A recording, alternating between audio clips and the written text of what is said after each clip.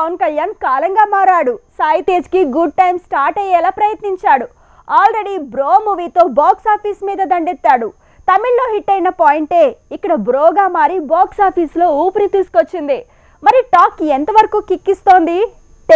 Sai Tej Ketika Sharma combination లో సముద్రఖని తీసిన movie bro.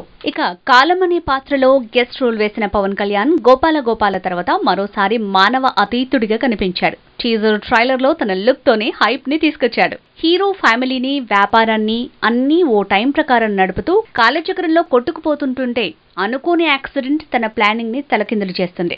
కానీ కాలం మరోసారి తనకు బతికే ఛాన్స్ ఇవ్వడమే కాదు 90 రోజుల జీవితం ప్రసాదిస్తుంది. సో ఆ 90 రోజుల్లో తను కోల్పోయిన జీవితాన్ని నిజంగా ఎలా ఎక్స్పీరియన్స్ చేస్తాడు అనేది సినిమా కథ. బ్రో మూవీ నిజానికి తమిళ Vinodhaya సీతం remake.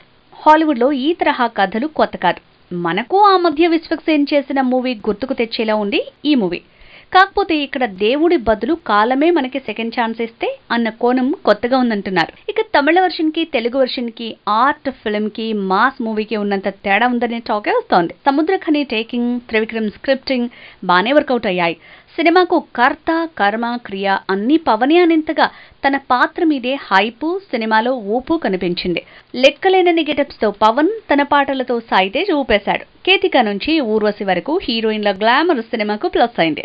Thaman music magic చేస్తే సముద్రఖని మేకింగ్ కలిసొచ్చేలా ఉంది. బ్రో మూవీలో ఫస్ట్ హాఫ్ అంతా కూల్ గా, ఫన్నీగా, ఇంట్రెస్టింగ్ గా సాగితే సెకండ్ హాఫ్ ఎమోషనల్ గా సాగింది. క్లైమాక్స్ మాత్రం మిక్స్డ్ రియాక్షన్ కి కారణమైంది. మొత్తంగా బ్రోలో పవన్ మేనరిజమ్స్, పాత హిట్ సాంగ్స్ కిక్ ఇస్తున్న ఫ్యాన్స్ కి మాత్రమే కిక్ దక్కేలా సెకండ్ హాఫ్ ఉండటం మీద మిక్స్డ్ రెస్పాన్స్ వస్తోంది.